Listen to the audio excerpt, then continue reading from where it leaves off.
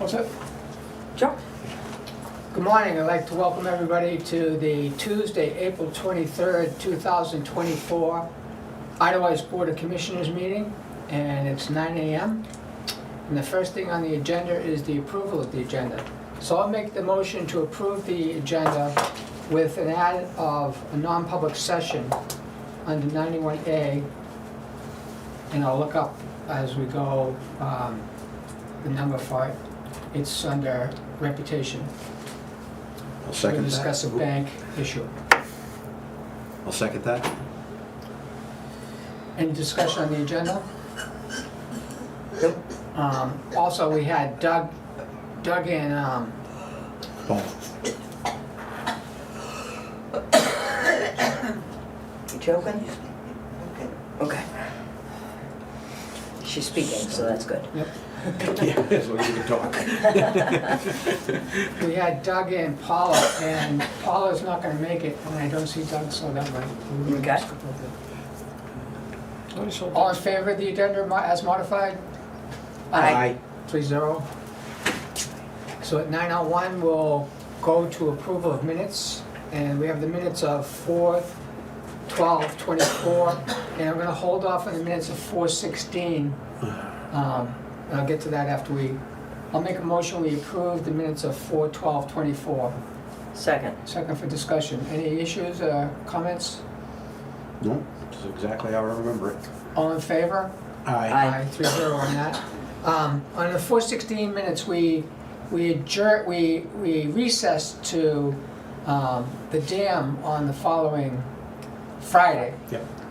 But we also recessed from the dam to the DPW garage to look at the backhoe tire situation, and we also looked at a garage door situation, and so we want to include those in those minutes.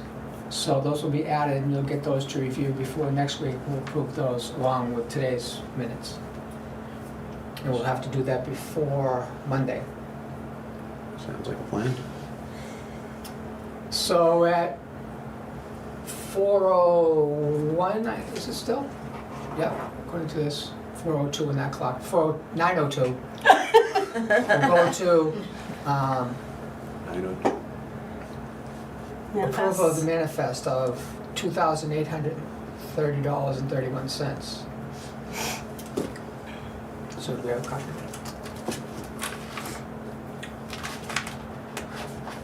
Full package. And this is, and they got copies of the invoices that are part of this manifest Correct. in the email. I don't know if you, Yeah, I saw a couple bills, yep, from like Coleman, Chadwick Boat. Yeah, I got them right here. Bob Bryant's Wrecker Service. yep. Yes. Yeah. Okay, yep. Albany Service Center, we paid a bill to the Conway Daily Sun. Madison Tri-Gas. This is welding supplies. Right. No, those are the tanks that they acetylene and things like that. So I don't, we haven't gotten anything lately. I don't know if that's a rental fee. Good morning, Ed. So we need to keep an eye on this Madison Tri-Gas. This is something I noticed all last year, was popping up on a regular basis, and it was never discussed by the previous board. And I'm seeing it continue, so. So what is this again? The invoice, Madison Tri-Gas. Yeah, I is see. the name of the company. Right. It's $67.21. I'm seeing $50.76. I'm looking at the bill right here. It says $50.76. Okay. But it gets to understand it? We don't know. Now, we get the tanks from Coleman's, Yeah. and again, we haven't gotten any lately. And when I say lately, I mean months. I can't remember the last time we've gotten a tank of acetylene or oxygen. And we have the 2 tanks for the cutting torches. And then there's a tank that's on the welder. And again, we haven't had those tanks swapped out in a while. Now, that's 3 tanks that are in use. There's a couple other tanks in the holding bin outside of DPW one, that, again, I don't know if that's a rental charge on the tanks, Well, or let's see. how that is set up. I've never seen those bills, but I do know there's a sticker, Matheson Gas, on all the tanks. There might be a rental charge. This bill's dated April 20, there's a line through it, first, roughly around there, 21st or 24th. I guess we just need to call, find out what this And charge is. when was the last bill? Well, if they were to fill a tank, what would the typical cost be? I've only just swapped them out, and I've never really looked at the invoice. Okay.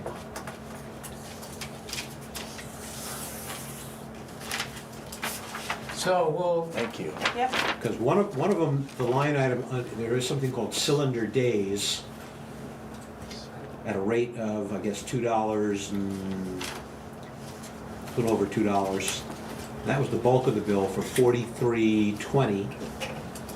And there's something called SYLMGM. It's a code. You can't pronounce it. HR. Yeah. Let's find out what this is. okay, so we'll waste time with it now. Yeah. We'll approve this and inquire about exactly what the invoices are for. Yeah.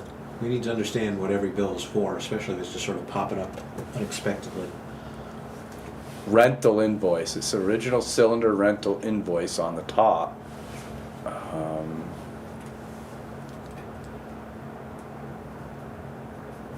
So it's $67 a month to rent tanks. We've bought these tanks several times over, I bet.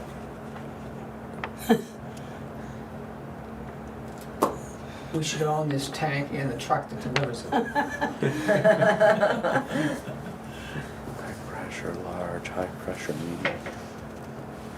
Okay, let's move on. Yep. Thank you. So we want a note in the minutes about this. If you have time to make it.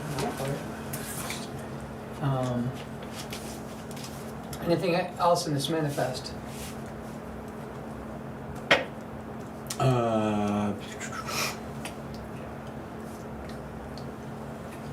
What was the Conway Daily Sun for? We figured those are the ads that were run for administrator. Okay. And the annual meeting had a posting also. Okay, makes sense. And Coleman Rental, the 78 was for I'm not sure what that is. That Crofts is one Crofts. Yeah, I don't know what Yeah. a Crofts That was the is. quiz they had this morning. We noticed that yesterday. We asked Jeff before the meeting started and There's a real learning curve here. And then Chadwick, how would you pronounce it? That could be the water department, and sometimes things get mixed up over They there rent- where, Was it the day of the storm? They were renting stuff like generators. What's the dollar amount? For Chadwick Barrows? No, that Coleman, but it's last Tuesday. oh no. Now, for $78, the rental, we haven't even seen the rental, and I think that's gonna be billed to us by Simply Water. Right.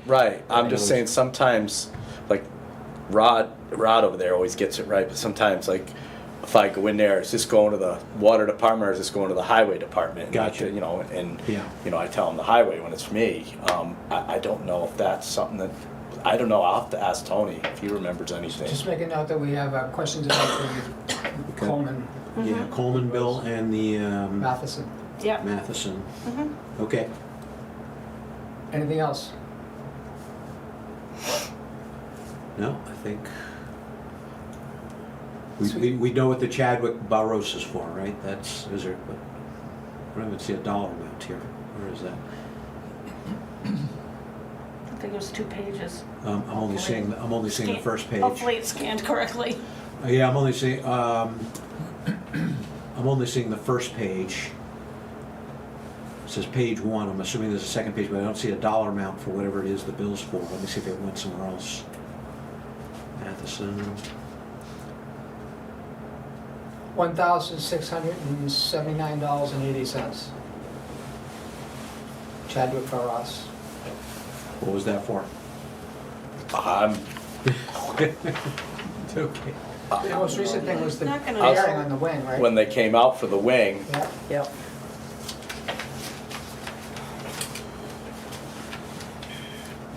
Yeah, wait a minute. Wing, yeah, complaint, machine is having wing issues, cause, correction, 3/4 travel to Madison. Okay, so that was definitely for the wing. All right.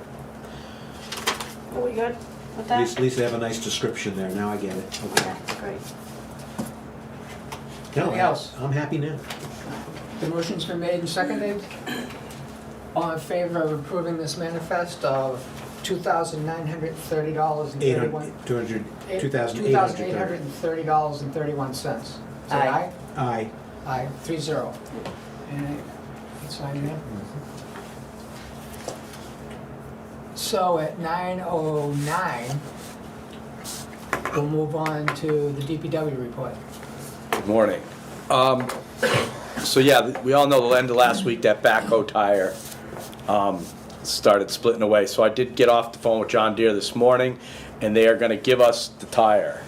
So Congratulations. that's warranted on that. Warranty, outstanding. Yes. Chasing them for a callback. Yes. Yeah, So that's right, that's what he said last week, yep. Mhm. Yep, so they got and hold of me yesterday and said that the warranty, so I talked to them this morning, they're gonna send the guy up to change that out, One tire, the one tire. okay. Yes, we're gonna pay for the second tire because, again, I didn't want it to be off with the new tread on one side and mess up. So we have to pay for the one front tire, and they're gonna warranty the one front tire. And they're coming up hopefully Thursday, he said, but definitely Friday. So I'd like that back in action sooner, but it is what it is. So that'll get that back up and rolling.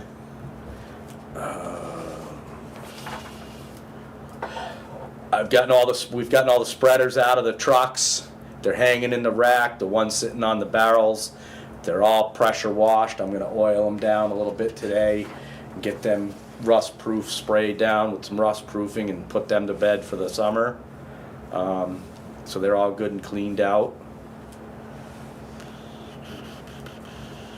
Still waiting back to hear from Mark Motors on the 2018 Ram. I spoke to him last week, and he said that they're still waiting on a bearing for that front tire. I guess parts are just hard to come by these days for things. And I'm looking to get the 2019 snow tires changed over on the Ram. I'm gonna see about getting that done this afternoon or tomorrow. Getting the summer tires on that. And that's about what I got right now. Let's talk about the grader quotes. We signed the first batch, and then there was a discussion, and we asked Chadwick Bayros to dig up some quotes that he sent last December, Yep. and we got 2 of those. There was also a discussion about the valves being adjusted on it, and that was not one of the 2 quotes. Are you in favor of us adding the 2 quotes that we just got that were originally sent in December and going ahead without?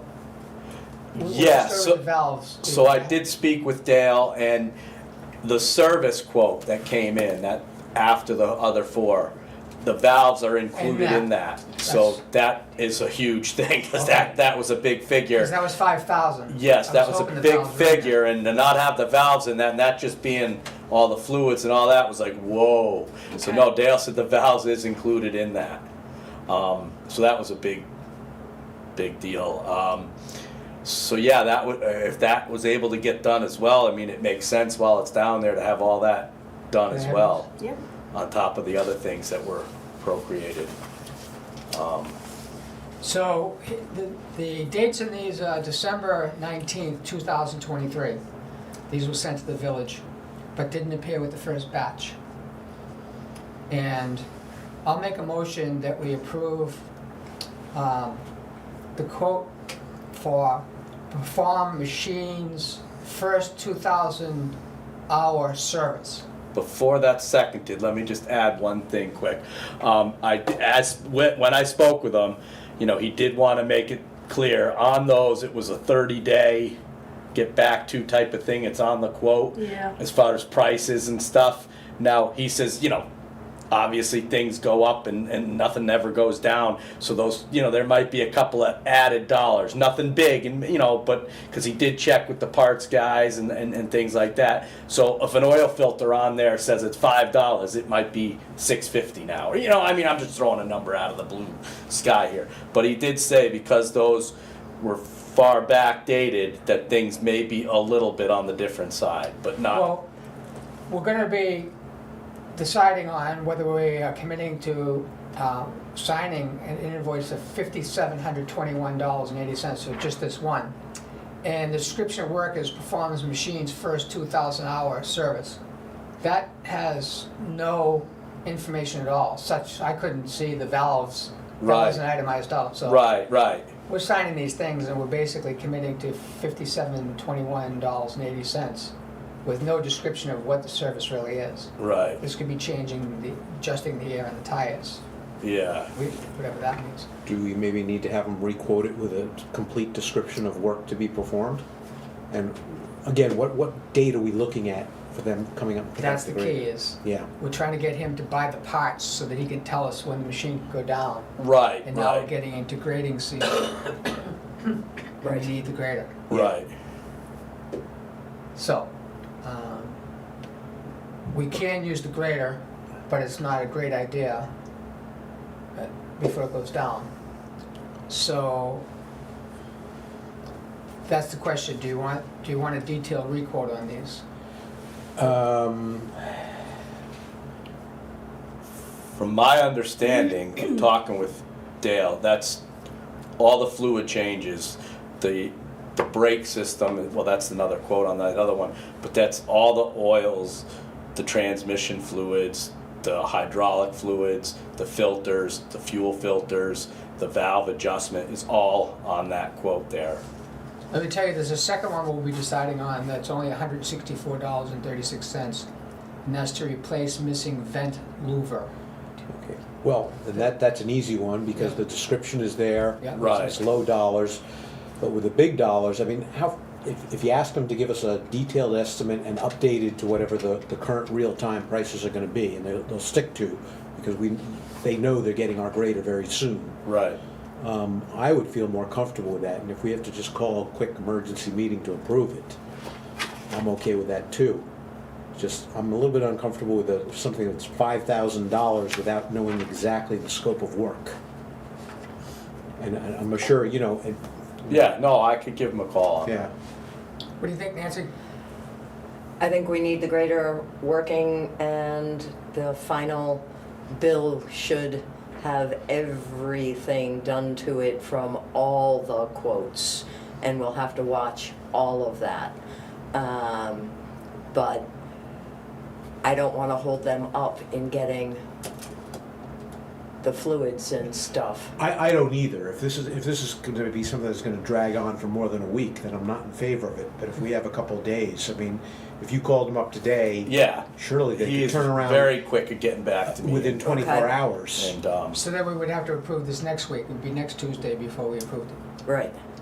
Unless we held an emergency meeting this week, just to do a 5-minute quick meeting and approve it. I don't. Again, You see, all with- things being equal, what time frame are we looking at for them to come up and pick the grader up? I don't know. I'm waiting. I was waiting for those to get signed and sent back to him. Then he started ordering parts, and then we figured out that wasn't all set up. I mean, I didn't realize that these. Yeah, I other understand that, didn't but have the everything. point is, we've already approved over $11,000 worth of work, so there's a definite amount of work it's ready to go. Right. For some, it's $2,000 to tow the grader down there and back. No, I That's what we're understand. trying to do, is get this all in Yeah. one tow. No, I understand that completely. Why All right, don't well- I make a phone call to Dale after I walk out of here, and if I could walk back in and see what he has to say.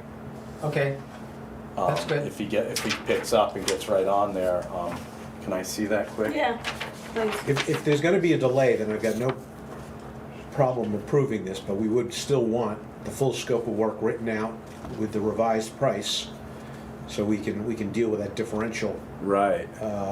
next week. Yeah. See, For example, we're approving a certain amount of money here, let's say it comes back and it's $100 more, Should make a motion okay? that we, well, he's gonna do this in a matter of minutes, so he's gonna come back in and, Yeah, hopefully, you know, like I said, he'll pick up and I could get a more itemized list there. And Do you another wanna reason, approve the second one for, I'll make a motion that we approve the second quote for replacing the missing vent louver for $164.36. Second. All in favor of this? aye, Aye. So I'll sign this one. And we'll, if you're done with your DPW report, Yep. we'll continue and you can see if you can get a hold of him and. Yeah. We'll Let go me go back make to a it. phone call. We'll You get know, back in. unfortunately, service around here isn't the greatest. No. But if I have to drive down the road and come back, all or right, something, I will. Did you wanna I just want to take add that with you? that the reason I'm concerned, it's not only the dollar, well, it is the dollar amount, but it's the scope of the work, because Well, we it's need a to- lot of money. Right, we need to be looking down the road, like, come the next annual meeting, we need to factor into the budget how much maintenance will be needed, preventative maintenance. We keep talking about, we do this machine will last us 20 years, Right. that's the goal. Right. But we have to, and, you know, Another 20. right, history is a good predictor of the future. Right. So if we know how much maintenance went into it over the past couple of years, especially this year, that helps us going forward to predict what's gonna be needed. We did know Next that year. it was $11,000 and we looked at the budget and saw that we could cover that in the budget that got approved. Yes. This is adding an additional 5,000 on top of that, which we didn't know about. So but let's yet see what the- you find out. Yeah. But yet those quotes were in December, right? need Did you it? not say they were? I don't think I'll need Are you that. sure? Well, I'll take it with me. Yeah. I'll bring it back. I won't keep it.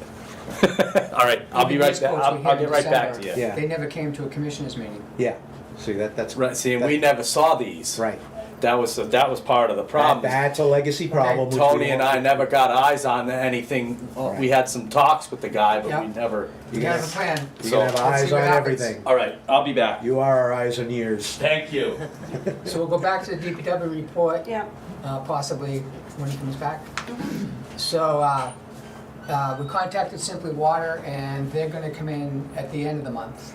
Okay, And so we won't have them on the agenda. Administrators report. Jennifer and I talked about this yesterday afternoon. And we believe it appears, is the word that we decided to use, Yeah. that the office products, Are all on the desktop. Yeah, I mean, yeehaw. I've never seen it take so much to get Microsoft Office 365 installed, but Yeah, well, at the functioning the way we wanted it to, put it that way. Yeah. So then we were talking about that OneDrive, the cloud. basically where all of the data is. We have a subscription to Carbonite, right. which is an automatic backup system. Mhm. We also have the Office products, and what comes with that is OneDrive, which is Microsoft's cloud that's built into every subscription of It's like- OneDrive. And my like- personal subscription for this computer is that you get a terabyte. Yep, 1 terabyte. terabyte of data. So yesterday, we were talking about this, and we thought that only a few files came back from the second attempt to bring the Carbonite Restore, yeah. restored back to the system. We were looking at files and didn't see a lot of them. And Jennifer was also asking about the other cloud storage that's being referred to, which we think is the OneDrive. So we looked at Carbonite and look at the size of the image, and it was 57 gigabytes. Should be a lot in there. That's what I mean. And what we were seeing we saw about 24 files, Right. Yeah. which may not have even been a gigabyte. One. So that has to be looked into further. 'Cause here's the thing is, none of us know what the file structure on the desktop looked like at all. Yeah, Where anything was kept, what the folder structure was. So I've never used Carbonite, but I imagine any backup system brings them back in the same file structure that it backed it up in. Maybe that's why, because we have a new file structure, We have no file structure. or no file structure. It's a reset machine. So I don't know if that's the problem with it. But I would think that Carbonite handles a reset machine, can bring back the file structure and creates the folders that it needs. Yes, Even if you and stuck it puts under a them new in that, folder, it would yeah. create that whole file Right. structure again. Yeah. So we just took a quick look at it to say, at the highest level, what's going on here? Is the data there or not? Is it not coming back, but it's there? So we took this quick look. Then we saw a sizable amount of data in Carbonite. We need to see where it is when it's done with the restore. Yeah, are Then we we look- looking in the correct areas? Is there somewhere else we should go to be looking for these files? Right. Because I'm just not finding them. Yeah. I'm unfamiliar with how Carbonite works, never having used it, other than I know it backs up everything automatically. But in OneDrive, you know, you can go in and you can see the file structure, and a lot of times you have a similar file structure that's resident on the computer as well, because they mirror each other. Yeah, yep, We But don't know what they stored in the local OneDrive that automatically goes into the cloud Right. replication of the OneDrive. We don't know what they kept in the local hard drive. So that has to be figured out between, does Carbonite back up OneDrive? I think it only backs up that which is on the hard drive. Well, that's it. we know that OneDrive is on the hard drive also. You get a terabyte in the cloud, you get a terabyte, if you use the terabyte in the cloud, you're using a terabyte on your desktop, because it's a mirror, as you were saying. Yeah, but you can actually So remove let it me- off. let's get Okay, through this. Okay, yeah, yeah. So that kind of brings us into the next So part. then we spent a couple of minutes going into Office 365 to look at what is in the cloud Right, that's not on the desktop. And we saw another large file structure where we could see the files and so forth. folders and documents. So that's gonna be a lot of work just to go and see what's on OneDrive. Now, the puzzle is, we don't know what it all looks like before this bank incident happened and we had to reset this computer. What did they have in the file structure of the desktop and what did they have in the file structure of OneDrive?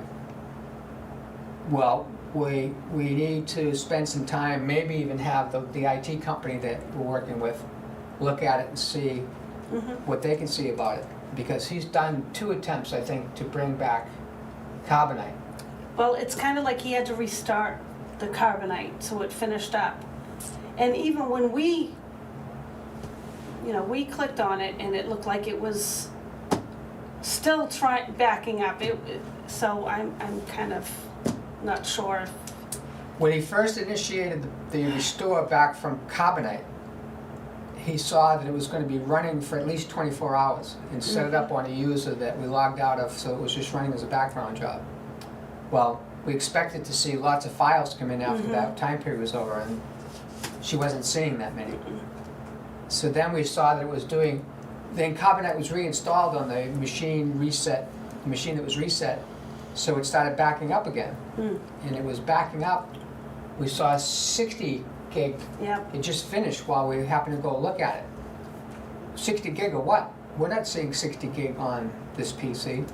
So the highest level is we're seeing evidence there's a lot of data. We just don't know where it all is. Yes. We can't see it all yet. Hidden somewhere. We need more time, but Right. it's a lot better than feeling like we lost all images of all data, which we were thinking 2 days ago. Right. So hope is springing up again. Okay. Let's say that's the bottom line here. Stay tuned for more detail. Okay, but I just sort of a one technical question is, do we really need to have both OneDrive and Carbonite, right? Or was the original feeling that a backup system was a good idea? I mean, that's what Carbonite is. It's a backup system, but it always was to a hard drive. Now we're talking about, I saying Carbonite's backing up our iCloud, those that are in the OneDrive system. We don't know that. Not iCloud, OneDrive. We don't know that. Yeah. We don't know. That's a I don't question we see have. any evidence Like I said, we And don't know what looking the at file the files. structure was. Right. that it's And doing we're not that that. familiar with Carbonite at all. Yeah, Okay. We're gonna learn about Carbonite, we're gonna learn about what the file structure is, right. the hard way. Yeah. Mark, Just a quick point. Carbonite maintains versioning, so that could account for some of the extra size out there. There could be 10 versions of the file that is maintained over some time. Eesh. I use that Carbonite. Yeah, Okay. whereas in OneDrive, if you delete a document that's on your hard drive, the mirror image in the OneDrive will go away as well. And vice versa, if you get rid of it in the, Okay. This is the administrator's report, okay. even though I did as much talking or more than Jennifer did. But getting it going. But I see you have other things on here. Well, yeah, we gotta wait for Jeff to come back in. 'Cause Okay. I think we wanted to talk about the driveway inspections. Okay, Yeah, so so we'll do that. we'll do that after, yeah. And then the signature items, the first thing was the Chadwick Bay Ross maintenance quote, so we also need Jeff to come back. Yep, Okay. So at 9:29, we'll continue into signature items and I'll discuss the Divine Millimet engagement letter. mhm. Okay, Was that, I didn't see I was looking for a copy of that sent to us. I don't think we received it. that was, Got it last meeting. yeah, Oh, mhm. okay. If you need it, we can send it again. But here's what I was able to figure out. I forwarded to the office some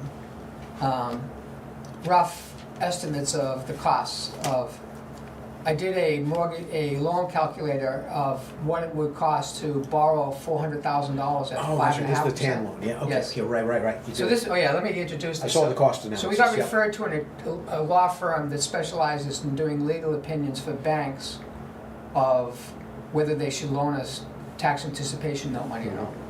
We got a quote for $2,500 from the law firm of Divine Millimet. And it was an elaborate scheme that involved us having to do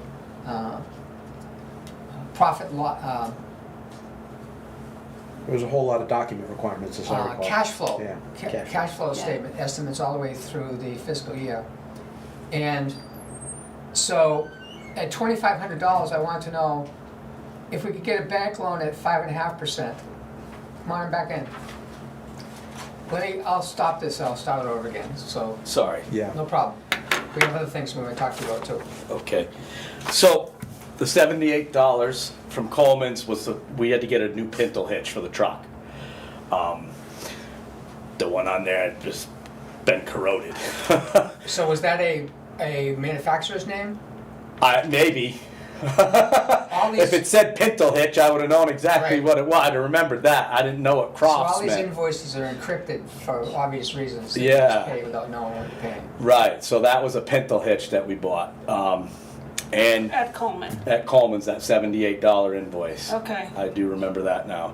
We tried spraying it and pounding it and freeing it up, but it wasn't gonna happen, so we just cut it off and bolted a new one back on. Chadwick, Chadwick, so yeah, that's exactly what it is. He'll send a more itemized list. Cool. He's in the field right now, so when he gets back, he'll type that up and send it over.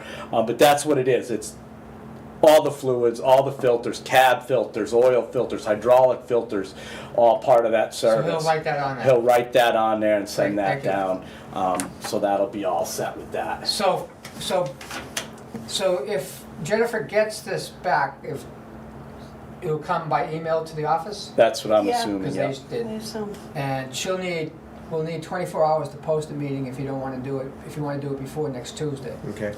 So we'll make that judgment call whether it's not worth it, it's so close, doing it on Monday isn't gonna buy as much, right? If she knows Friday, she can post it for a Monday meeting.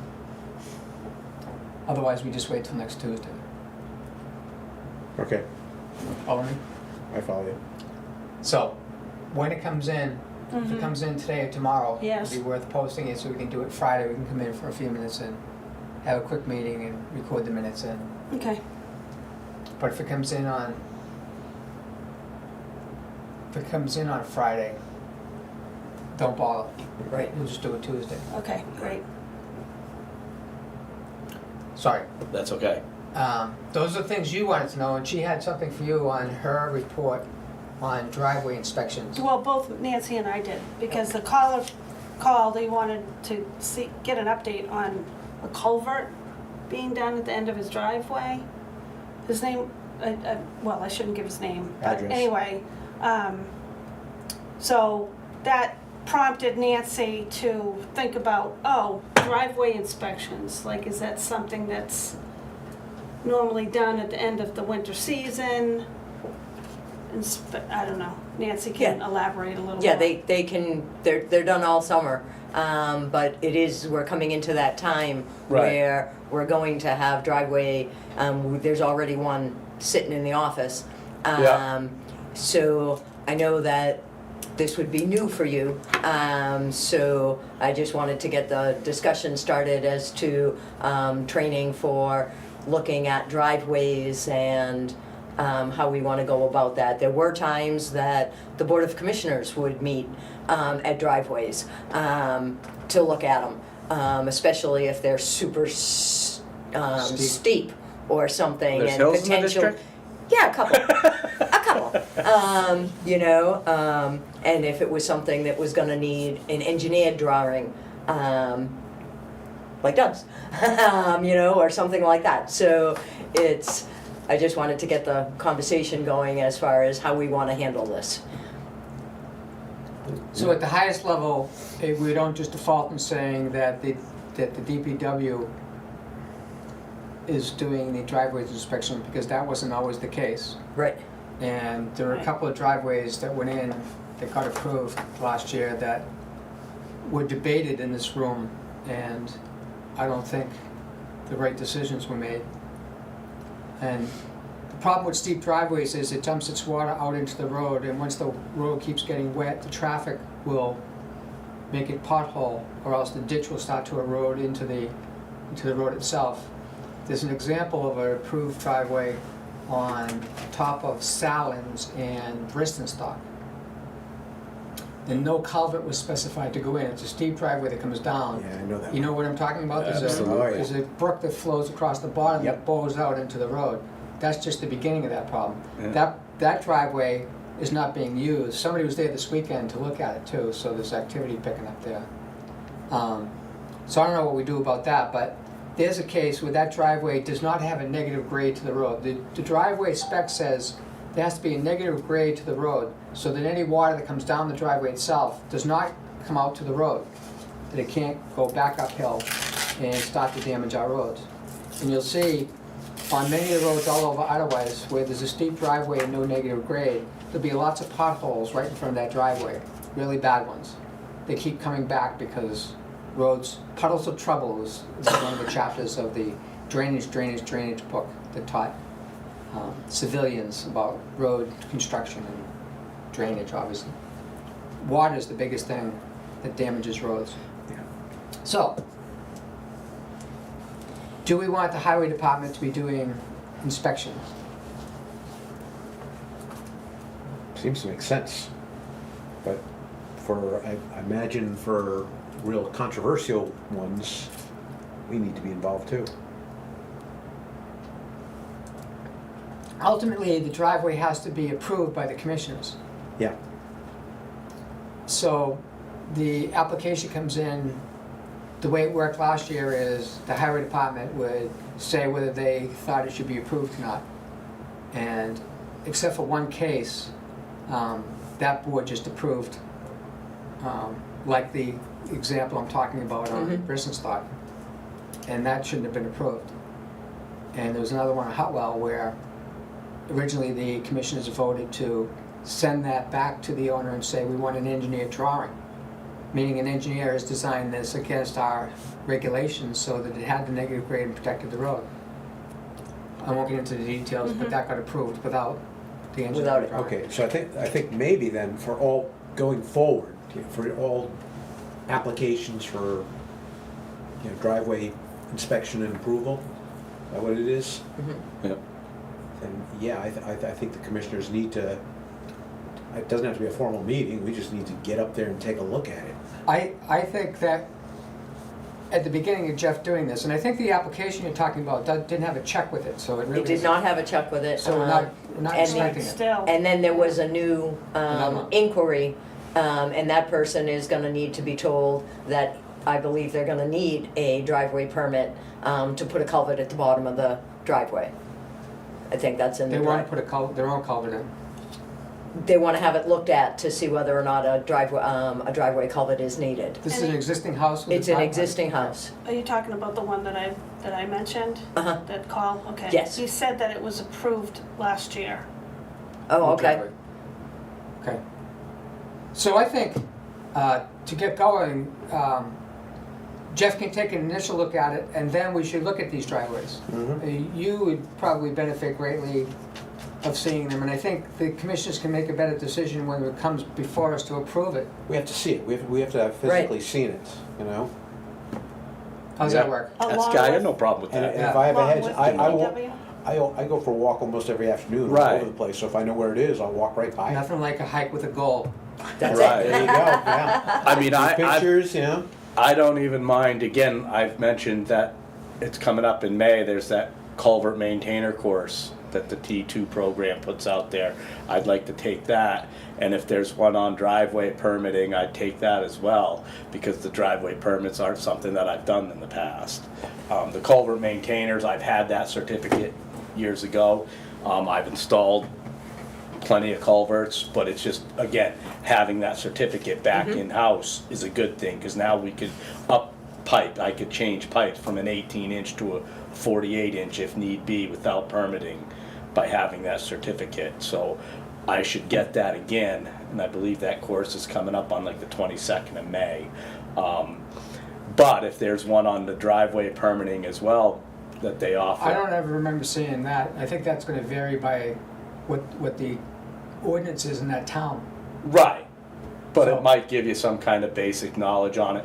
But anyway, I mean, I've got no issue with, checking out, you guys looking at a drive. So- I'm not gonna balk because you wanna go look at a driveway that's gonna get installed. There was a time when we had a citizen doing the driveway Yes. inspections. Yes, there was. So it wasn't the highway department or the commissioners, they were actually doing the physical inspections. And he was good at taking pictures. Yes. He created a file on it, which we haven't seen that done since he stopped doing it.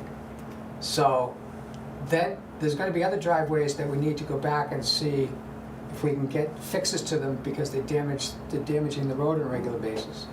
And you probably all have your favorite one that you drive through in your neighborhood. Uh-huh. Yeah, yep. So anyway, one part about this is a little bit of a tangent, but it's about the ordinance itself. The ordinance is, the website suffered along with everything else that we're dealing with, where the website disappeared altogether and we fixed that. Then we're finding out the thing that made it disappear was upgrades to the plugins for WordPress for that. Well, things disappeared off the website when the website came back, such as all of the ordinances. So last weekend, I spent some time putting the ordinances back. I don't know what the latest ordinance was. WordPress had the ordinance in it, it just wasn't on the web page. So I took the most recent one that was uploaded on the driveway permit, the pond level. I took the new pond level out of the minutes, and I think I put forward them. Green space was the third one, and what's beach ordinances. I don't know whether the latest, they're probably the latest because they were the latest ones uploaded to the website. So it's on the website along with the application. There was a version of it that had the application at the end of the ordinance itself, and there was one that just had the ordinance itself. So I don't know if you have your own copy of the driveway ordinance, of which No, so it's on the web okay. page. And if we can go back, I guess the thing to do is go back to the books that are in the office. Correct. And see whether what I put up on the website Agrees. is what the book has, Yeah. is the latest. Because anything that was down in the DPW at one time is all gone, as far as those things go. So before Any papers you or- get the first application that's paid for and should get scheduled, we'll make sure you have a hard copy of The what we think is the latest ordinance. Yeah. Yeah, I'd Okay, like to read okay. that. That was you okay with, did that cover everything for you on driveway culvert? Yeah, except for the gentleman that I need to get back to. We need to research need to this grant to to him? see if it's, So he if you stated that anybody that changes a driveway needs to file an application. Right.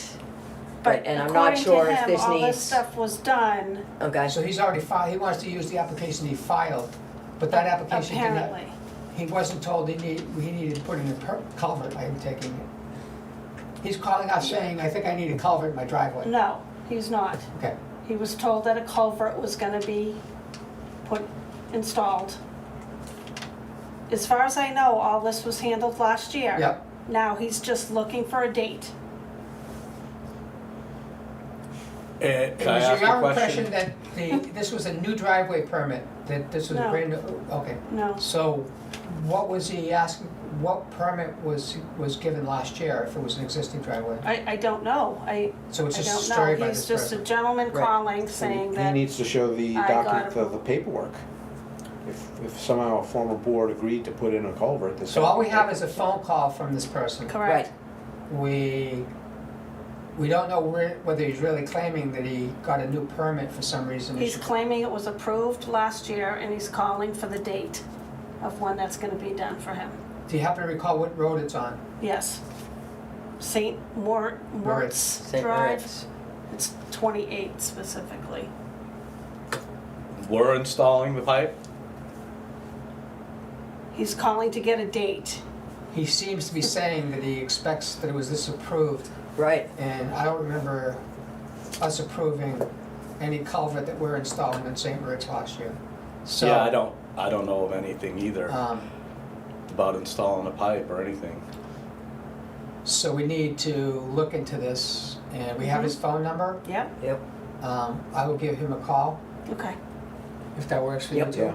Yeah, I think. And see what he has to say, and we'll take a look at 28 I'll St. take a Moritz look. in your travels. Yeah, I'll go take a look at that. I can't picture where it is.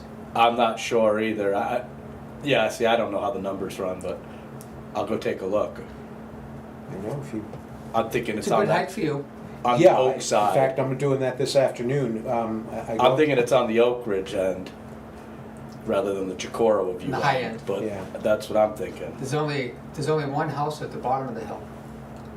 Most of Right. the houses are at the top of St. Moritz. Right, so I'm wondering if it's the one coming, but I'll go take a look. And did he say the board approved it, or was it some I other didn't person? specifically So let's not ask get him. into that. Yeah. It could be, Yeah, you know, okay. Yeah.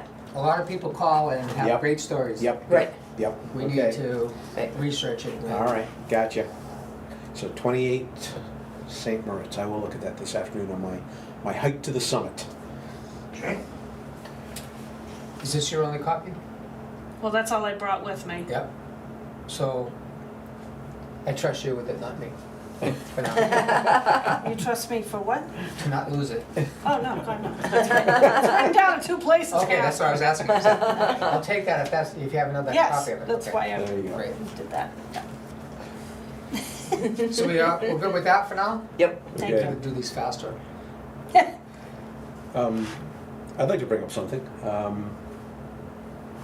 It goes back to what Jeff was saying about that culvert course on May 22nd. Yeah, I think I'd have to double check, but I don't know if that's, again, Nancy used to This is set us road up. culvert. But this is maintenance. road culvert. Yeah, it's to get the certificate. Right. Yeah, this is not driveway culverts. No, I understand that. I was talking about discussing Jeff going to that so he can get the certificate.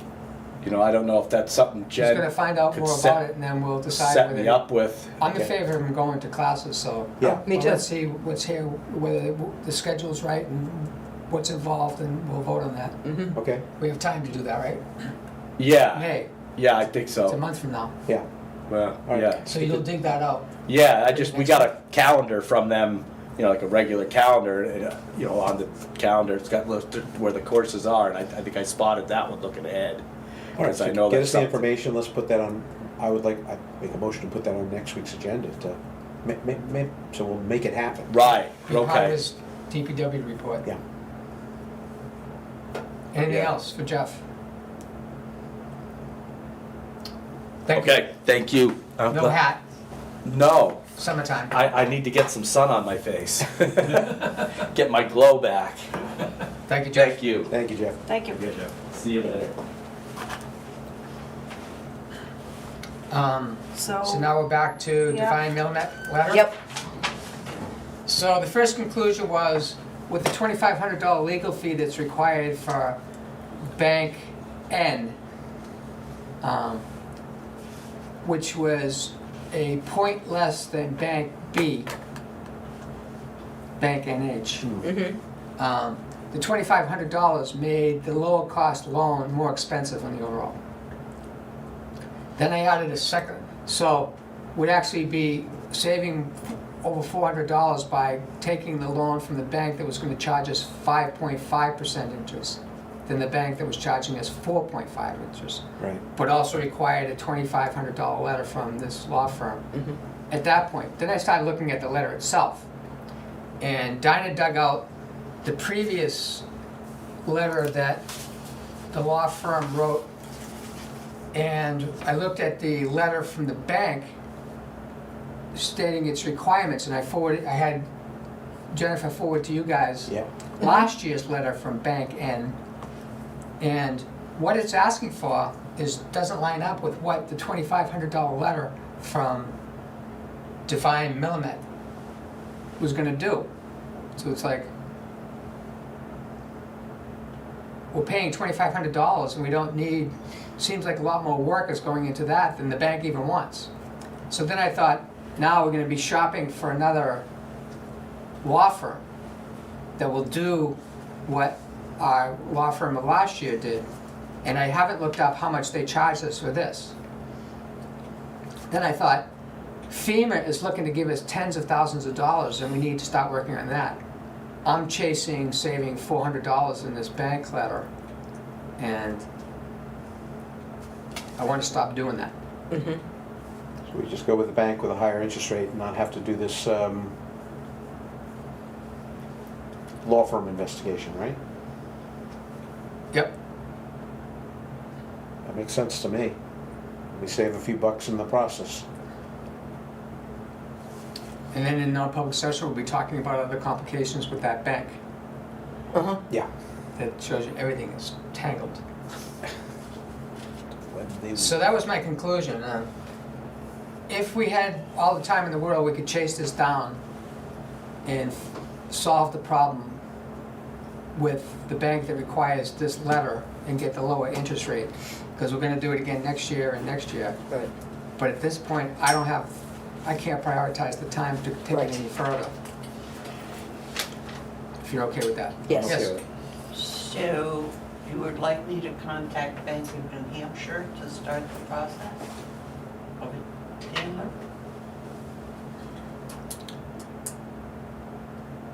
That's our discussion right now. Oh, Um, I haven't made a Yeah. decision.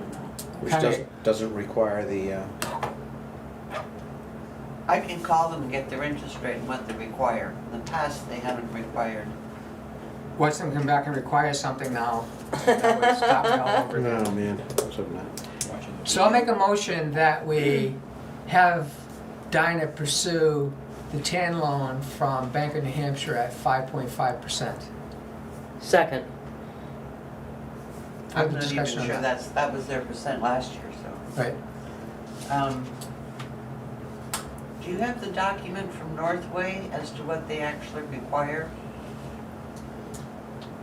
I have it I sent it as an email. Okay. We could get it printed out for you. I don't know if it's worth it to try and call Northway and say, look, what do you do? I was mentioning to you, I actually wanted to go and talk to them about this to see whether they understood where we were at and And said if I had that document that says what Northway really wants, they should have it. yeah, but I haven't seen it. Anyway, we can do that later. You can get a copy, Jennifer can print a copy for you, I think.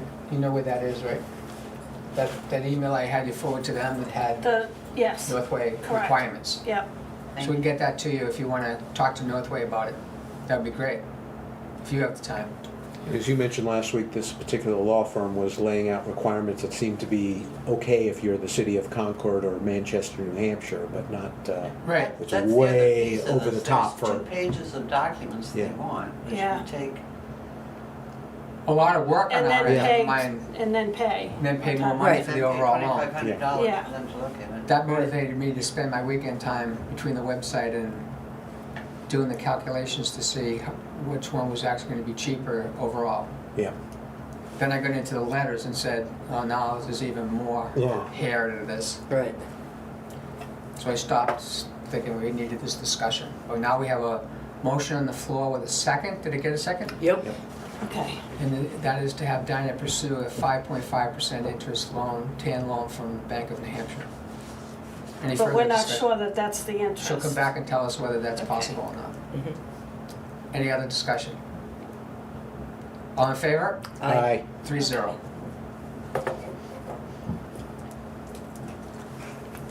You see, I'm trying to move us along. so- Yep. Thank you for your cooperation. Money transfers, signature item. Project to operating budget. Project budget to operating budget, $15,985. And then the second one from the capital reserve to the operating budget of $10,006.75. We made an attempt to do this last week. This is transferring $15,985 from the Rhineac tank project budget to the operating budget because we paid Dawson the PRV work, which was to be out of the Rhineac tank project budget. And so we're gonna make a motion to approve this transfer of $15,985 from the project account to the operating account. That's been the motion I just made. Second. Nancy seconds. Any discussion on this? All in favor of approving this transfer, say aye. Aye. 3-0.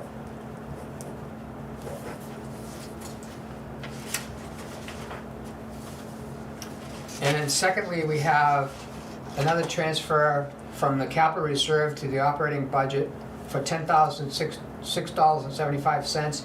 This is to cover the 2 water hookups that were done by Dawson on Hotwell last year. Do I have a second to approve this transfer request? Second. Nancy seconds it. Any discussion on this? All in favor, say aye. Aye. Nancy? Aye. 3-0. So, may I say something? So this is a form that we're gonna fill out and request, oh, look at that. But I think it's actually gonna go to the water assessment account. Put a tight camera and follow that paper through this. Yes. It will actually be going into the water assessment account if we're repaying water hookups, not the operating account. But we don't need that for the capital reserve withdrawals. Can you scratch out operating account? Well, we already did checks. Yes, that's right. Right. We have to, the check was already issued out of the operating account. These two have already been So paid. we have to reimburse the Oh, operating okay, account. Right. okay, Yep. okay. Now, we'll have to go back and make a note, so the accounting is right, that I know, it was paid out of the water. Thanks for catching that, I forgot that part. Yeah. We discussed that too, All right. is we were gonna change that form to say assessment, but Jennifer pointed out, we've already paid it out of the water assessment, so we have to refund it to the water assessment, Operating. operating. Okay. Okay. So now we're out of Signature. signature items and at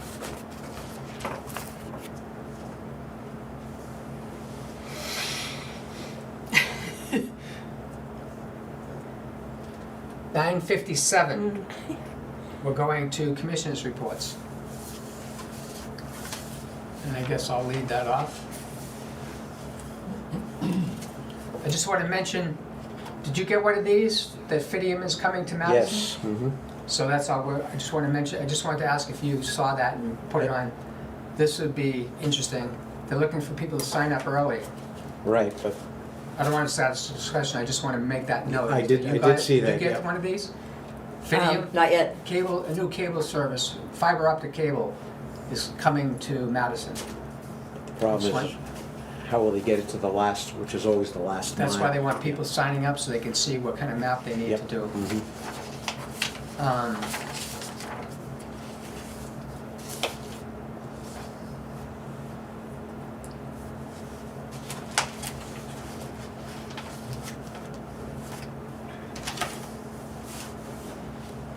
One of the things I wanted to do was get a hold of Dawson's and get a schedule for when they're gonna come back and finish the project up on Upper Lakeview. So I wanted to talk to you about that. Are you okay with me calling, or do you wanna, I wanna know whether you guys wanna participate, or one of you would prefer to be doing the project.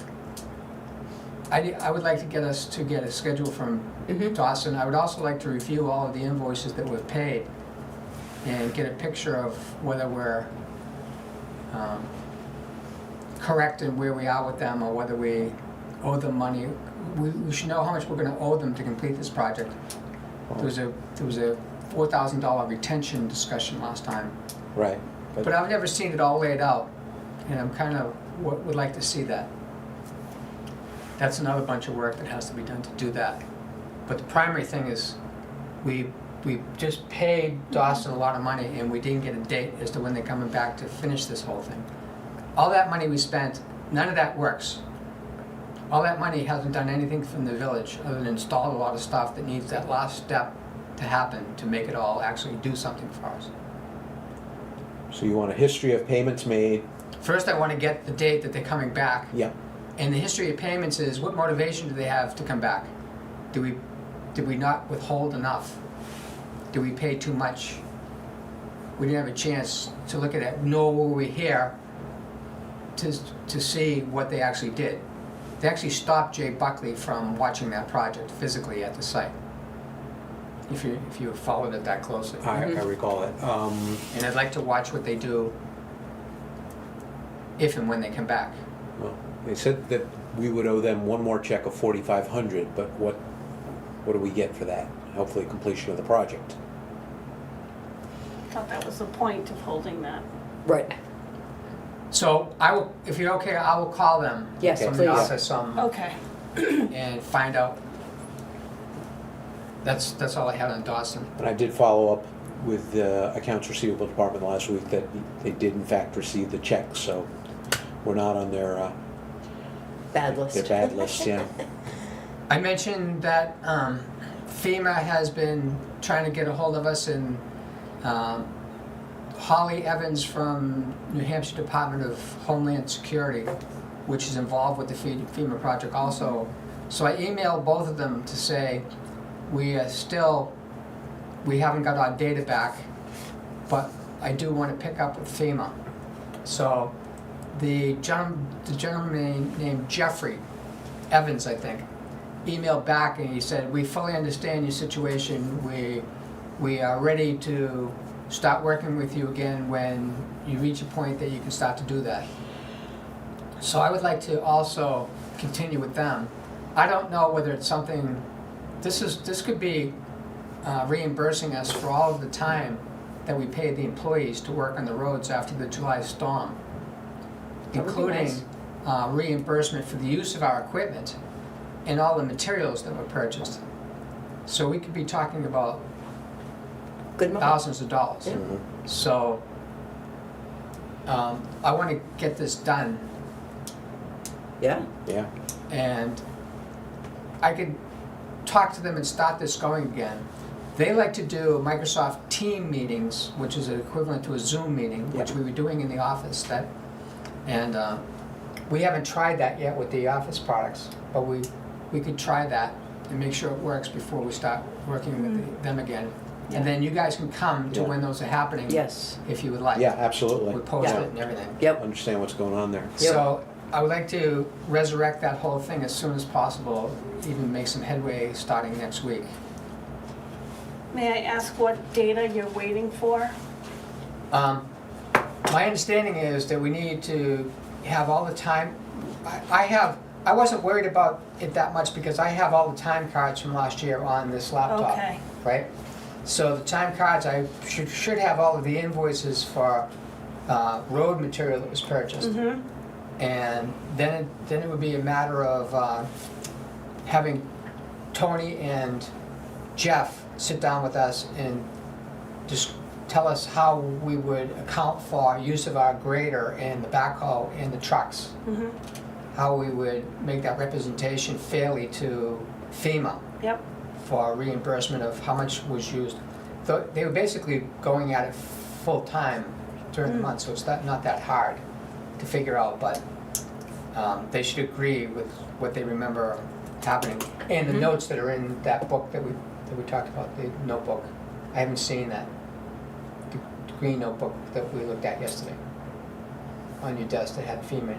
Yeah, that was a ton Did of you look- notes, I didn't, Okay, you haven't looked No, at I'm it? not. I haven't looked at that yet. I should look at that before I start talking to them again too. yeah, So FEMA is becoming my high priority. okay. I have to put minutes on the website still. That's very much in arrears. I forget where I was with that.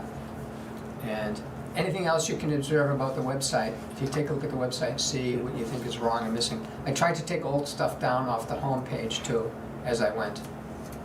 Like, the absentee ballot form was on the home page. We don't need that again until next year, I think. Right. Just curious, would Carbonite back up the website? No, No? it's not on the hard drive of the PC. Right. Okay. It's in the web. It's on Bluehost. So I'm surprised Bluehost doesn't back up. You can pay that fee, and that's something we should discuss Okay. at some point.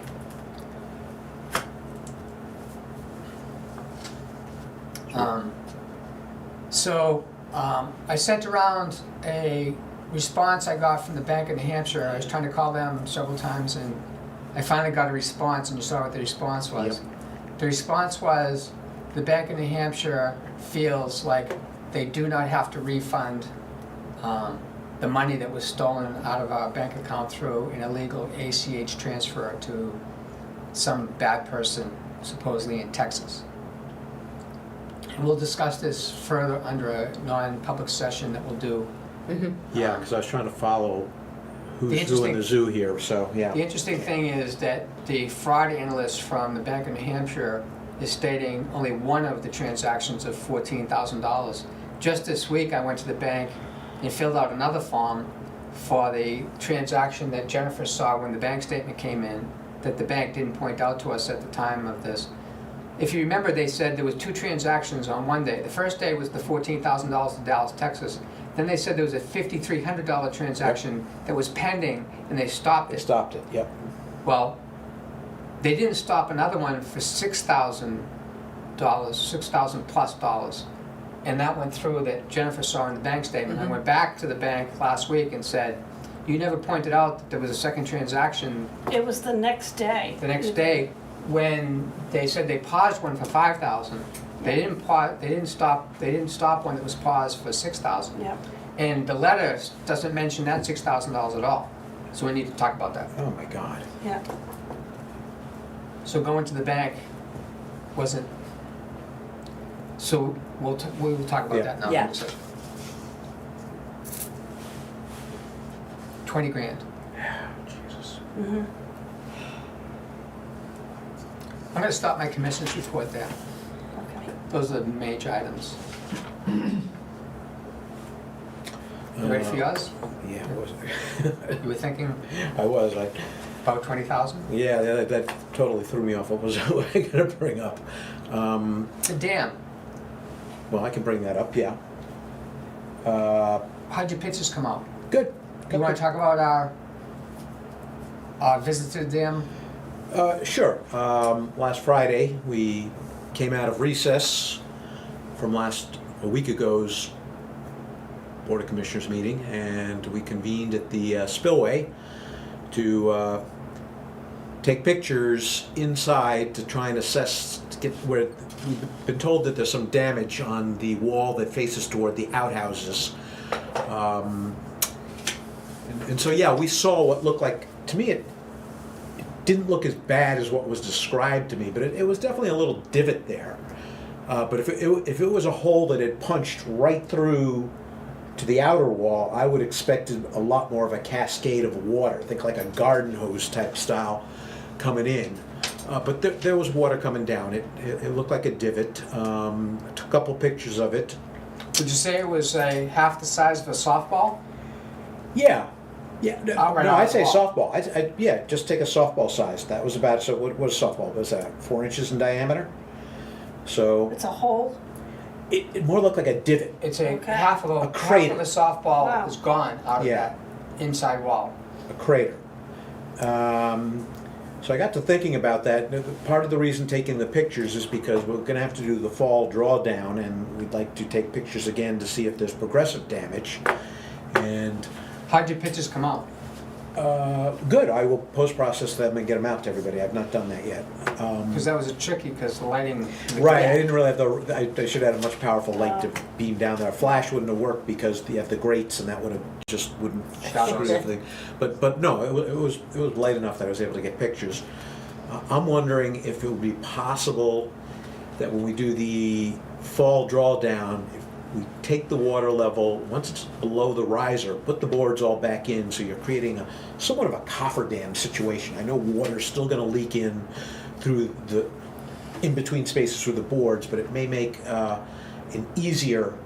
make everything easier to see what's going on for a more thorough inspection of the spillway in general.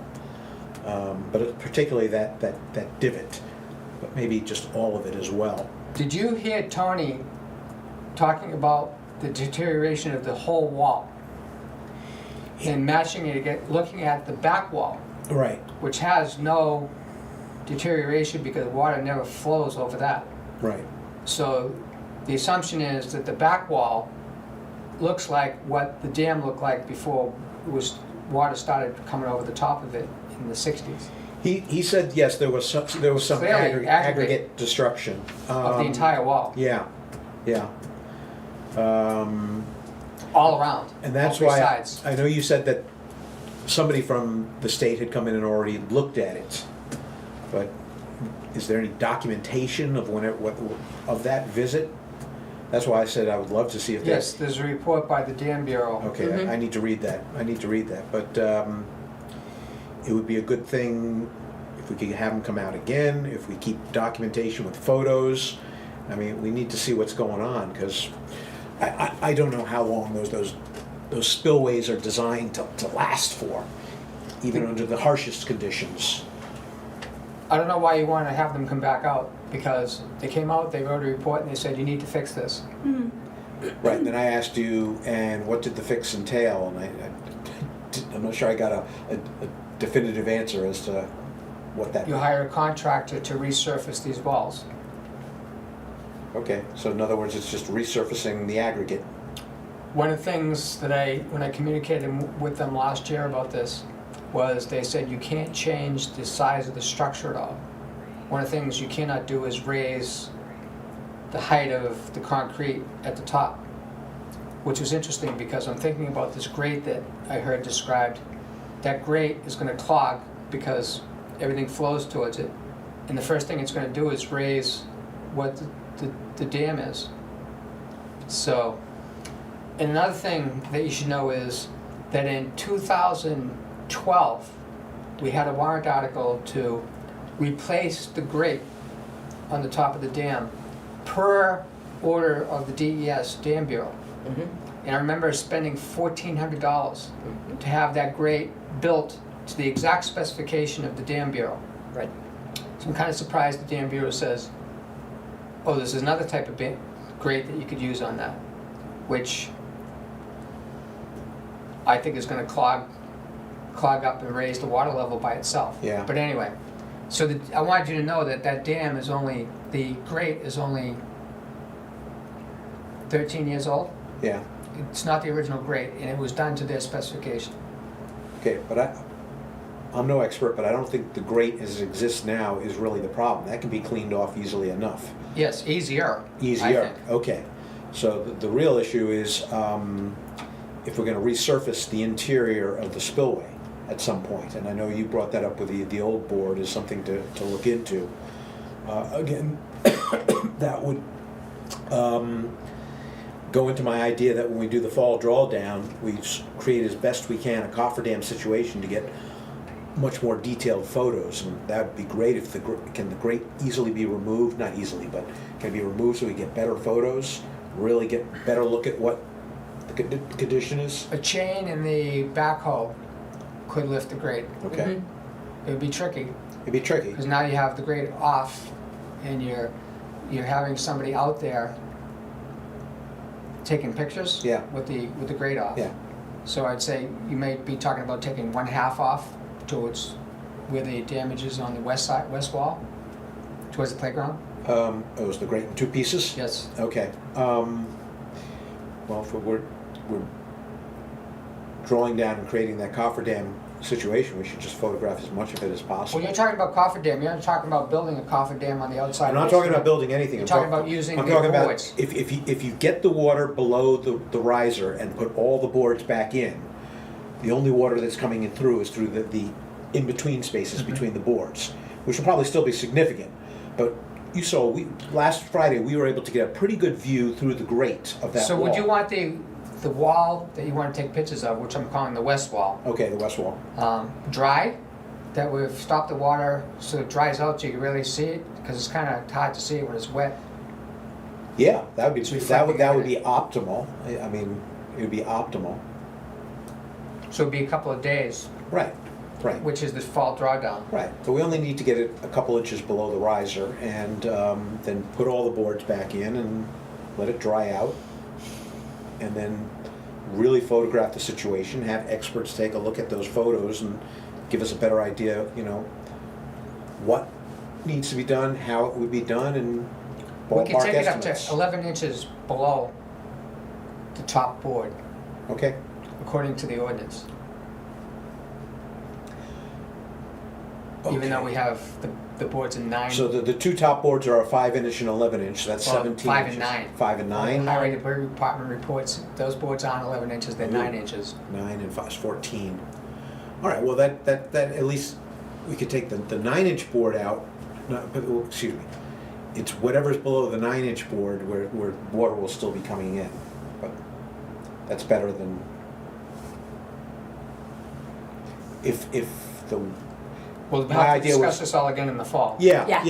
I'm just saying, that's my idea, is we have some photographs of that particular damage right now. And my idea was, let's get more photos of that damage later and see if it's progressive. But if we're gonna do that, well, let's get photos of the entire interior of the spillway, so we have a better idea what the condition is. I'm gonna say that I'm not looking for another reason to kick this can down the road anymore. I'm gonna say that I've seen the document where the Dam Bureau said to us years ago, fix this. I don't need to see any more evidence to figure out the rate of deterioration. I think we should do it as soon as Okay? we can, Mm-hmm. which I tried to do last year. Right. and I found myself in the minority. Correct, but I'm assuming that's going to be a warrant article to put forward next year regarding the repair of the spillway. Yes, because I have no idea how much it would cost until we get someone.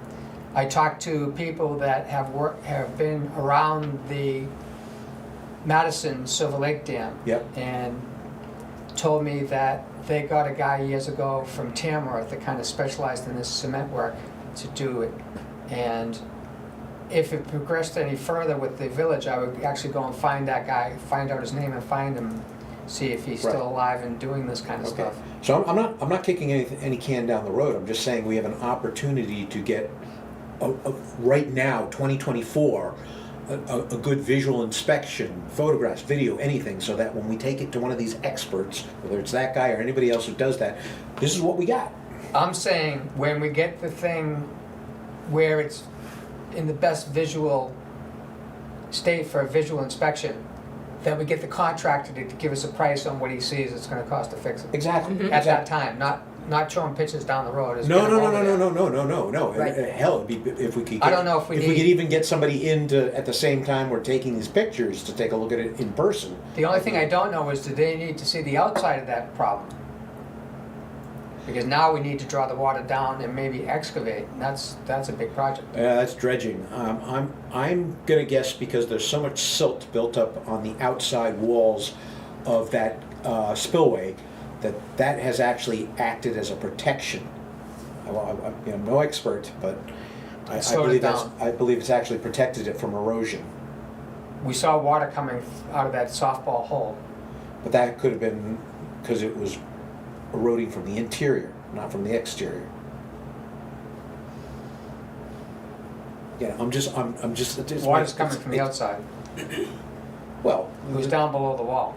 Right, but the silt isn't keeping water out, but it's acting like a big blanket and protecting the condition of the outside wall of the spillway. Slowing it down. Right. They used to put charcoal in front of the boards. They used to go to a foundry and get the ash Mm-hmm. and dump it in front of the stack of boards that raise the water level. And the charcoal would go into the cracks and stop the water from dripping through. Yeah. And that's what the silt is doing on the outside wall where it's Right. trying to get through the hole. Yeah, and if we wanted to slow down the water through those boards, yeah, you could use, we wouldn't use charcoal, but there are other. So the conclusion is that we went out and took pictures, we saw the hole for the first time. Yep, And this discussion is what we might decide to do in the fall after we Yeah. get this down again. yeah. So let's move on to something else. Okay, no, I agree. Okay. All right, what was another thing I wanted to talk about? About the, okay, when it comes to, I'm just gonna bring out, at some point, we're gonna have to figure out, with the help of Tony and Jeff, which roads need some serious asphalt repair this summer, so that they're safe for snow plowing next year. But then they really can't do that without a third person. So now we're at some point going to have to hire a third person, and that becomes a whole new conversation, which I don't want to get into right now. But I want to just put that out there, so it's on our radar.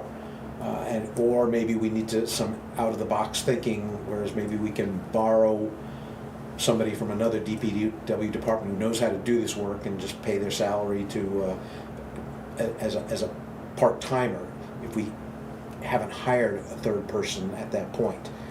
But there's a window of opportunity, and again, you know more about this than I do, but there's that summer window when you need to do the asphalt repair work. You can't do it in, I've heard in the past, legacy stuff, they tried to do this stuff in October. It's way too cold to do it then and have it be done effectively.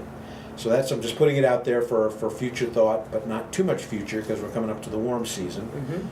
And then I don't know if my final and third thing, if this is something we're going to discuss in non-public, but about the particular email we received of the unique camp property on Appinville and what we plan on doing about that, if anything. There are, go ahead. Yeah, that goes back to the Madison ordinance, and historically, there was something in there that banned camping in Idlewice. That has been removed from the Madison ordinance. I don't know if there's other police issue. I don't know if there's much of anything we can do at this point. Okay.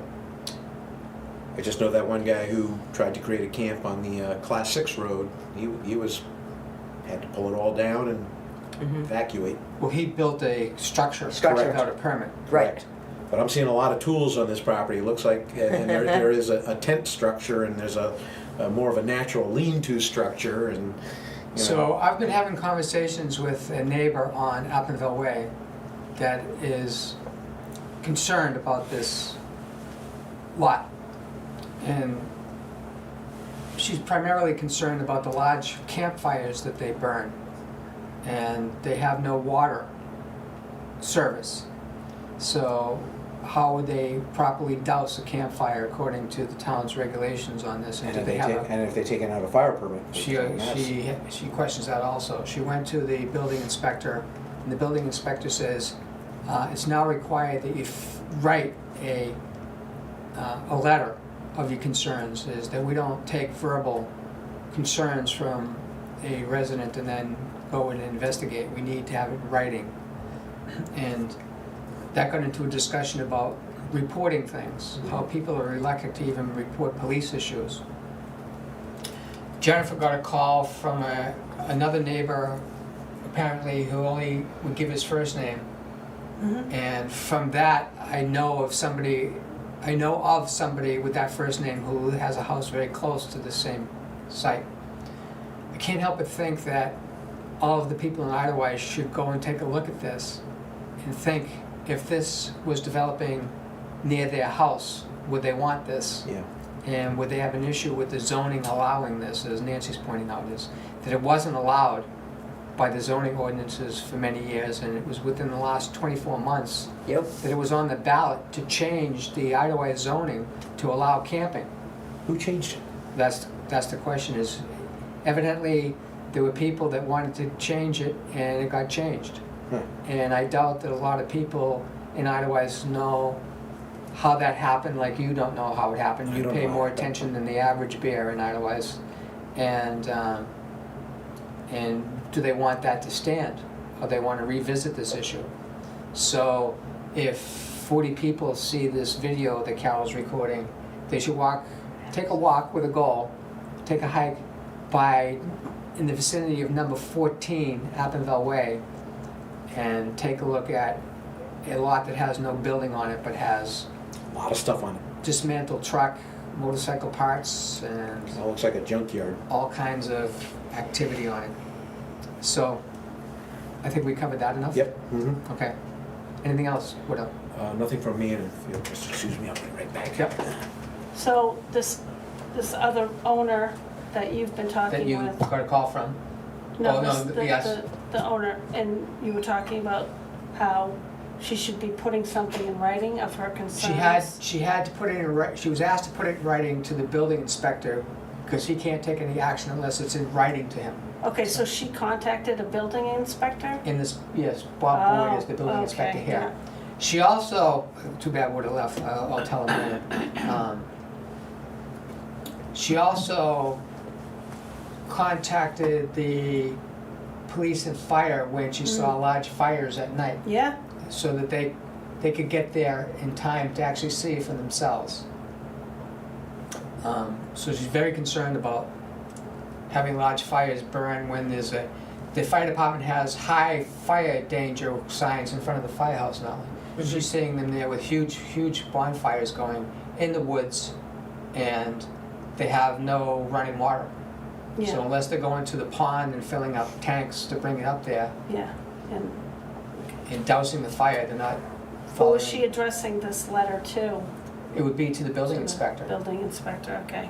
Mark, Jennifer, just a point of clarification, the building inspector in Madison is also called the code enforcement officer. Okay, So that's why it's a little bigger than just the building inspection Yeah. role, which makes this fit. Mhm. Go ahead, Nancy.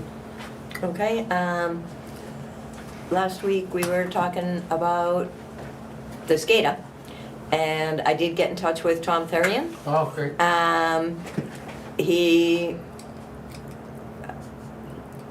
We chatted for a while. That's why we had you call. There's, yeah, he is available. He would love to meet with us. Good.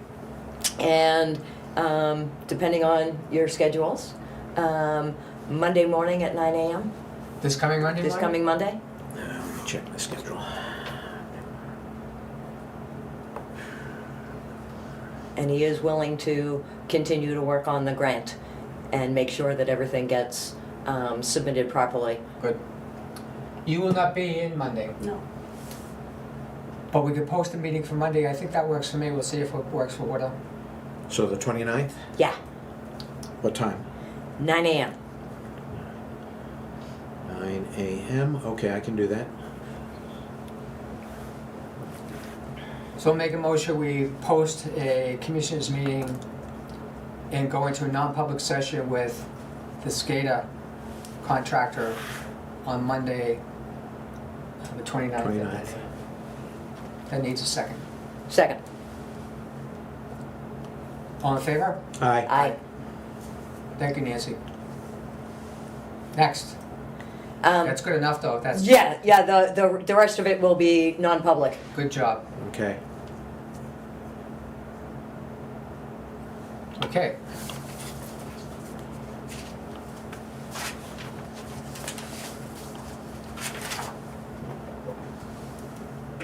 So we're at 10:28, and we have this scheduled appearance. There's no correspondence, so We have written down a scheduled appearance by Doug Prescott and Paula Doyle. Paula's not feeling well this morning. She sent me a message, so I hope she feels better. I hope she feels better Yeah. too. The floor is yours. Okay, three things, just a quick note, the floating balloon nest was installed yesterday. Oh, good. Little P. The barriers and the ropes are not up yet, it's too early for that. Did anybody get pictures? Yes. Good. Yeah. What is The, it again, a floating what? Loon nest. Oh, loon nest, oh. Yeah. The arrangement they have with the state is they should not cordon off an area any more than they absolutely need to. So the nest is out, but the barriers are not. People can still go into the area. Where exactly is it, Doug? It's right off Mike's property, right off his back.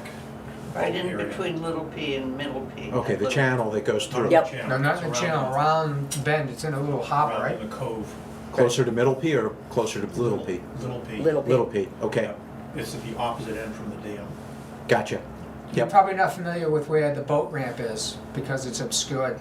Not many people know. that Not many there's a people boat know, ramp. but I've kayaked through there, so I know where it is. You know where the little Okay. cove is, Yeah, okay. Yeah. You can't see it from the dam because it's tucked around. Yep, mhm. Mike's Point. a little bit Right. there.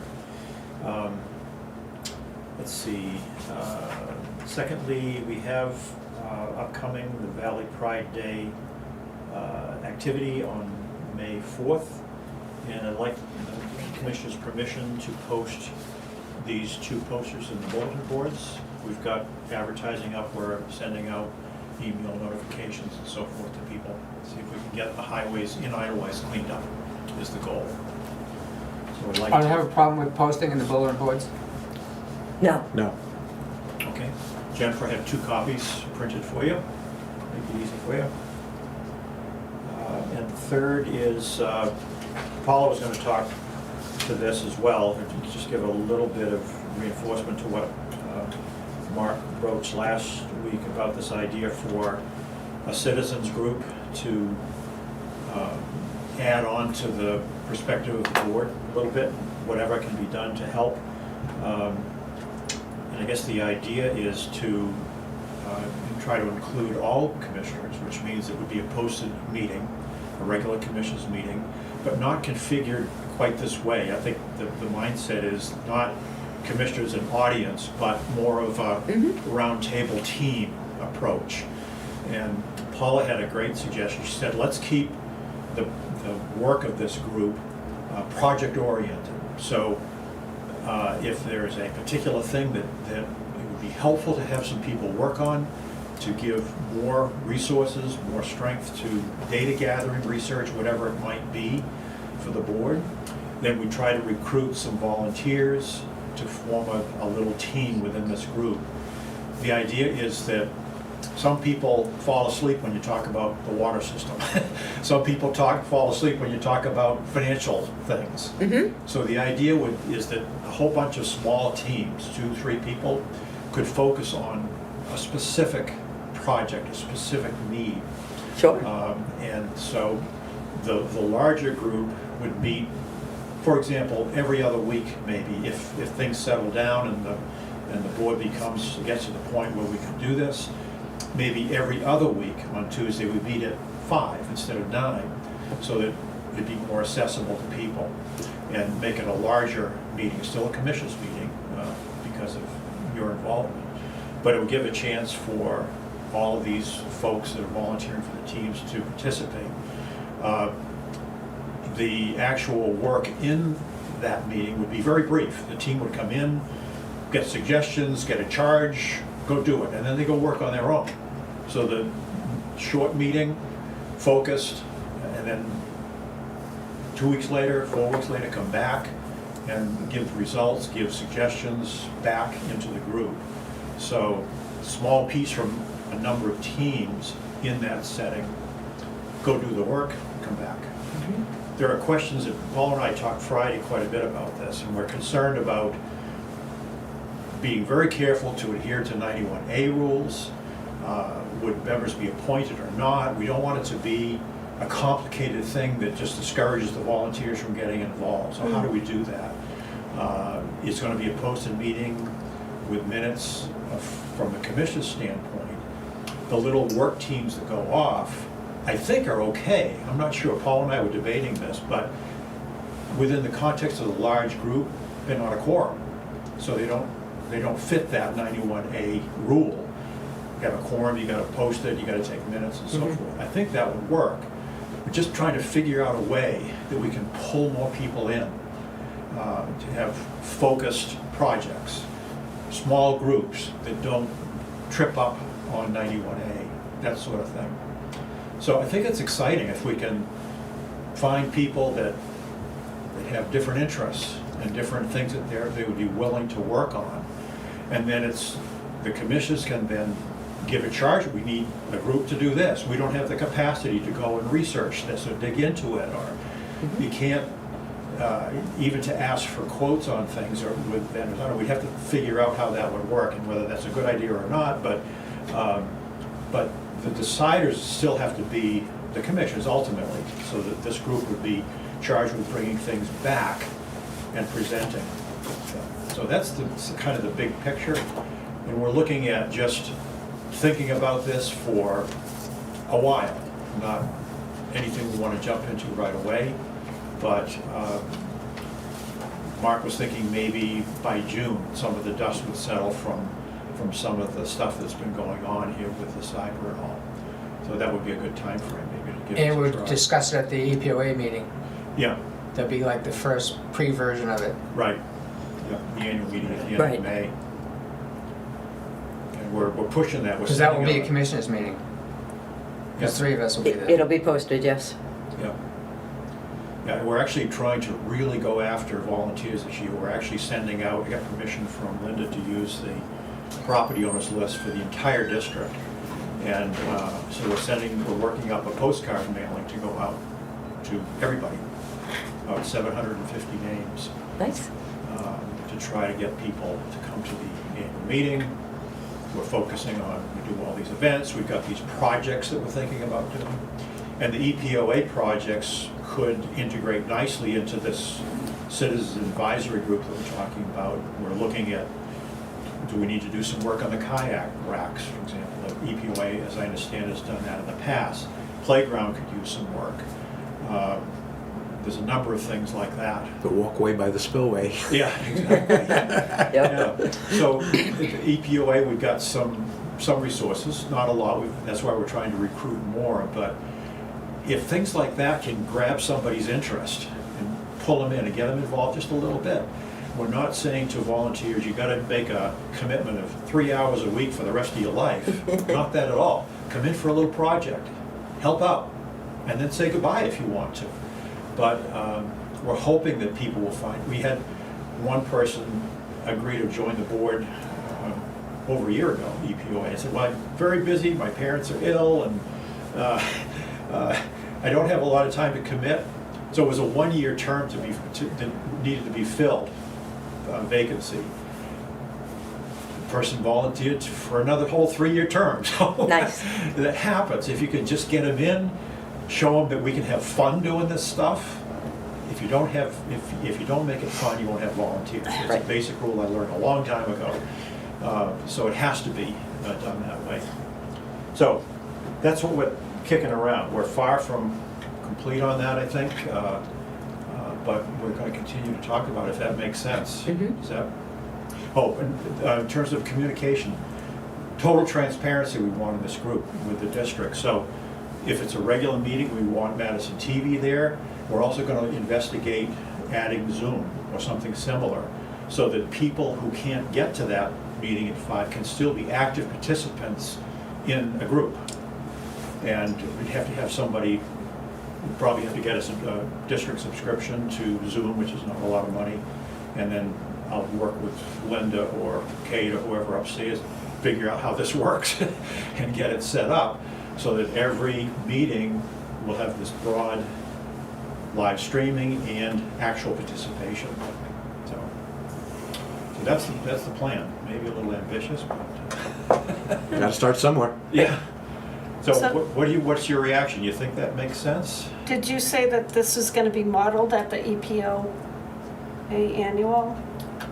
We're we're going to go to the EPOA annual meeting, which Yeah. is usually Labor Day, Memorial Weekend, Saturday, on Memorial a Day Saturday. weekend. Okay, 25th. And because the three of us will be there, that we have a quorum, so it has to be posted. right, And we will make no votes, so it will just be that we met, it started here, there was a discussion with the EPOA, and then the meeting ended.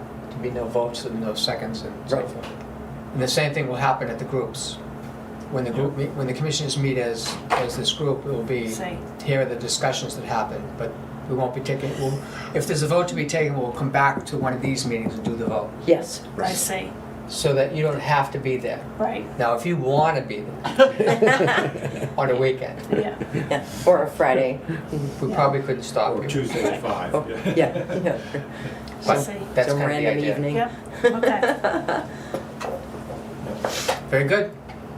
So we'll keep plugging away at it, but any input, any thoughts? The 91A compliance is a big concern. I think we're okay, because the low teams will not be quorums of the larger group. And I guess the analogy is if this was a board of 5, my understanding is the 2 of you could go and work on a project, do some research, gather information, come back to the board and present it, and that would not be a formal meeting with posting and minutes and all that. 2 of us? Yeah. If 2 of us are, Yeah. that's a meeting. No, I Said say if there was if you were a 5. board of 5, oh, that if it was a board of commissioners of 5, That's not going to happen. no, I'm just giving an example. If you had a board of 5, then I think 2 of them, I've looked at the 91A, Yes. I think 2 Yes, could if go there's a off board of 5, and work on a 2 project. people are allowed, they are not a quorum. Right. Yes. So that's what I was thinking of when I was trying to figure out if this group could be configured in a way that's not Well, difficult. if one of us was, let's say, a liaison on a particular project, but just one of us, right, That's fine then too. Right. there's no formal Correct. meeting. Yeah. Yep. Yeah, and that would make a lot of sense. Yeah. Right. If one of you wants a special. That's the item. same as 2 of 5, but it's only 1 of 3. Right. But And I'd be in favor of Board of being on every team, which would lock Nancy and us out of all of them. Okay. I'm not in favor of that, but. I think We'll we see can what they're all- working on. How's that? Yeah, we need, it's gonna be interesting to see what projects Yeah. grab hold of people's imaginations. I mean, we all sort of like we kind of know what are urgent projects, but there's probably some others out there that, maybe lower down on the pecking order, but are really cool, and Right. there's no reason to, Yeah, and even data put those back to gathering, later. Data gatherings, like the project on Como Zone. Correct. It was no small project to gather the information on what was there. Well, that could have been a team. I did it myself, but it could have been a little team. Mhm. They got together and really analyzed the data, as an example. Mhm. The same with finances. If there is a unavoidable need to prepare a lot of paperwork for something, maybe a team could help with that. The tan one. Okay, thank you. All set? Yes. Okay. I'll make a motion that we go into non-public session under 91A, :3, Roman numeral 2, small c, which is to protect reputations. Do I hear a second? Second. And then there's a roll call vote. How do you vote, Nancy? Aye. How do you vote, Wood? Aye. And I vote yes also. So it's unanimous, we go into non-public session at 10:42. 10:42, yep. You want me to stay or? No. Okay. Thank you, Cal. I'd like you to take a look at the annual meeting minutes.